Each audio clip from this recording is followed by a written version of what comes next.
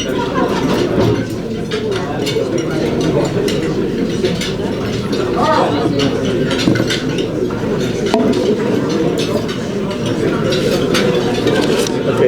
thank you, Fred. And thank you to the Chamber for all your contributions to the community throughout the year.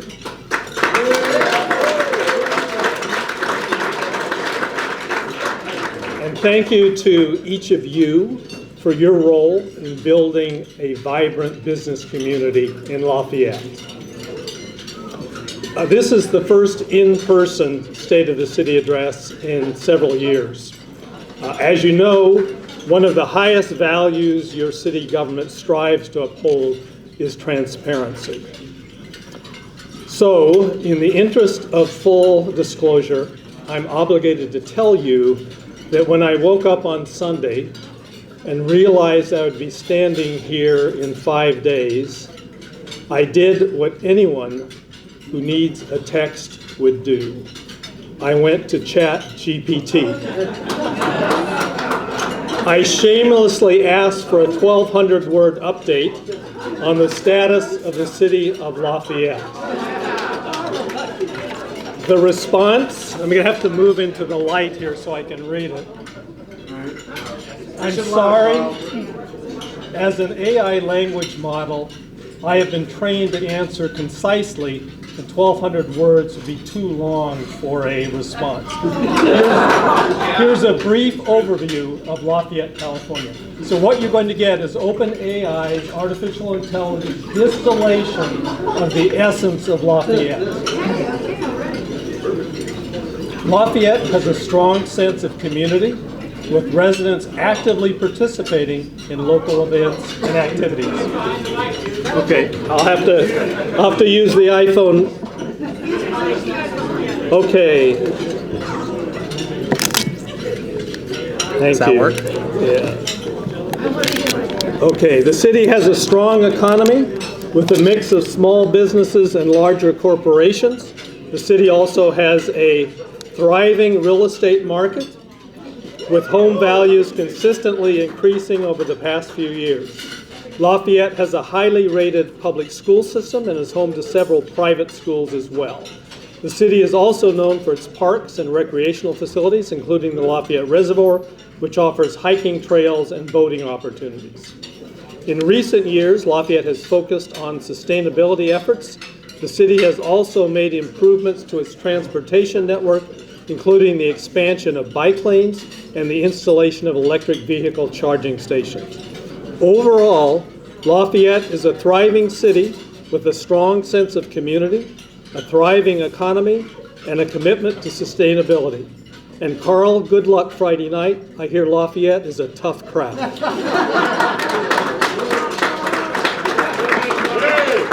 So thank you, OpenAI. And it's true, Lafayette is all that and more. It's much more complicated, it's more challenging, and it's more challenged. What I want to do tonight is talk to you about 5 external challenges, what we face, and what we are doing to meet those challenges. The first challenge is the impact of COVID on our business community and on our municipal finances.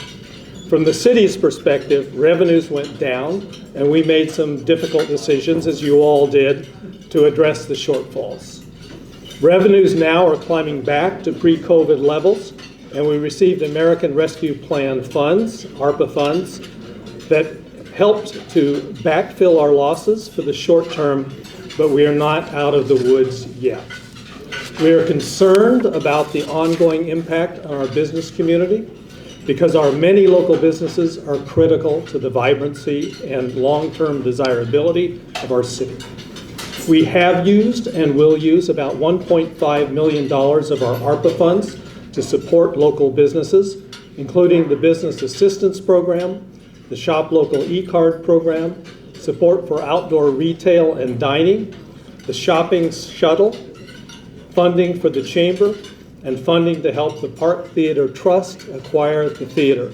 The Park Theater will be a regional draw and will definitely make our downtown more vibrant, so I encourage everyone to support its fundraising efforts.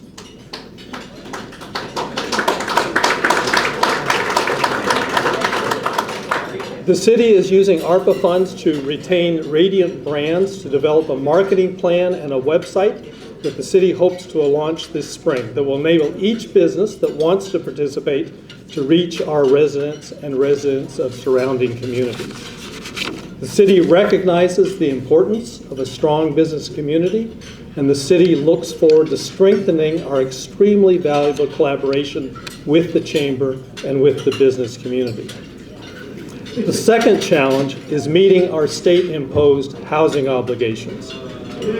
Each city must adopt a housing element that lists sites on which a specified number of dwelling units can be constructed during the next 8 years. Our specified number is 2,114. When you consider that Lafayette now has about 10,000 dwelling units, that is a big number. And preparation of the housing element required some hard decisions. I want to thank the 11 members of the General Plan Advisory Committee, including the Chamber Representative Matt Pease, our Planning Commission,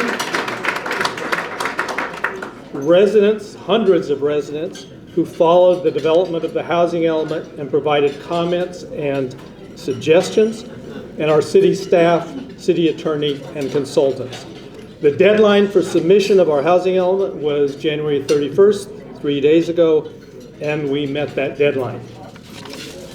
The only 100% accurate statement I can make about opinions about our approved housing element is that nobody got what they wanted. Aside from 280 units allocated to ADUs and 335 units in the Terraces project, most of the opportunity sites for new housing are in our downtown on either side of Mount Diablo Boulevard. This is a challenge. The council recognized the challenge during its priority setting for this fiscal year and included as a priority the development of a downtown and Mount Diablo corridor specific plan, which in reality will be an expansion and updating of the 2012 downtown specific plan. Here are some of the issues to be addressed in the new plan, the updated plan. If the number of dwelling units in the downtown is doubled, how do we reimagine and redesign the downtown to make it possible for the new residents to get to shopping, activities, and schools without putting more cars on our roads? There will be more families and children downtown. How do we ensure there will be parks they can walk to?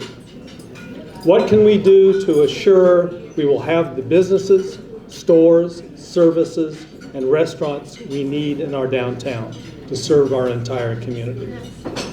What can we do to add a significant percentage of affordable housing to our housing mix? Okay, while in the downtown area and before moving to the third challenge, I want to update you on several downtown property transactions involving the city. The city just exercised its option to purchase the property on Mount Diablo Boulevard used for the police department. Last month, the city purchased the Campana property on Moraga Road, and the parking spaces on that property will shortly be available for public parking. The city is in discussion with the owners of the McNeil property on Plaza Way. The city in 2012 adopted the Plaza Way Overlay District, which provides a plan for increased parking on the plaza properties. If the city purchases the McNeil property, we will schedule public hearings to discuss the use of the Campana and McNeil properties and whether revisions should be made to the 2012 plans. Our third challenge is climate change. The most challenging manifestation of climate change for us in Lafayette is the threat of wildfire. Wildfire prevention and preparedness is one of the 4 current fiscal year priorities, and I'm sure it will continue to be a priority for the next year as well. The fourth challenge is the challenge of realizing the ideals of our nation, of truly having liberty and justice for all. Every community needs to deliberately consider what it can do to be more welcoming, more inclusive, more just, more equitable. I want to thank the Chamber for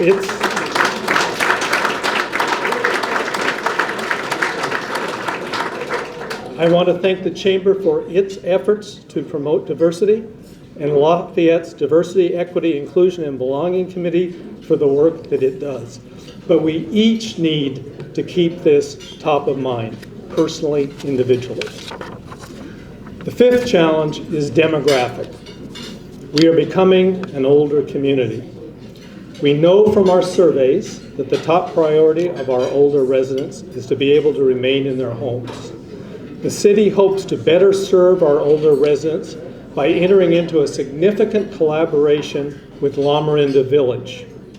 This would initially involve contracting with the village to provide programs for seniors at the Lafayette Community Center, to provide counseling to seniors and their families on available resources, and to develop for Lafayette a new volunteer hub that would match residents who want to volunteer with residents, including seniors, who are in need of services. We see this as an initial 2-year period during which we will evaluate how we can continue to strengthen this collaboration, and we hope to be able to formally announce this collaboration soon.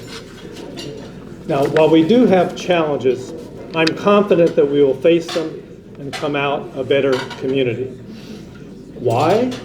Because we have engaged residents and business partners with skills and talents that are willing to volunteer in all sectors, whether it is the business community, our schools, our youth sports, senior transportation, or service as city commissioners, committee members, and task force members.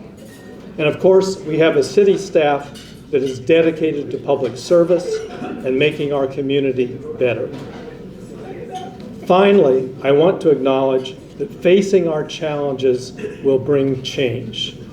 This year, we are celebrating 175 plus years of Lafayette history. What our history teaches us is that Lafayette has always been changing. We know that Lafayette will continue to change. It is up to all of us to work together to create change that makes Lafayette an even better place to live. Thank you.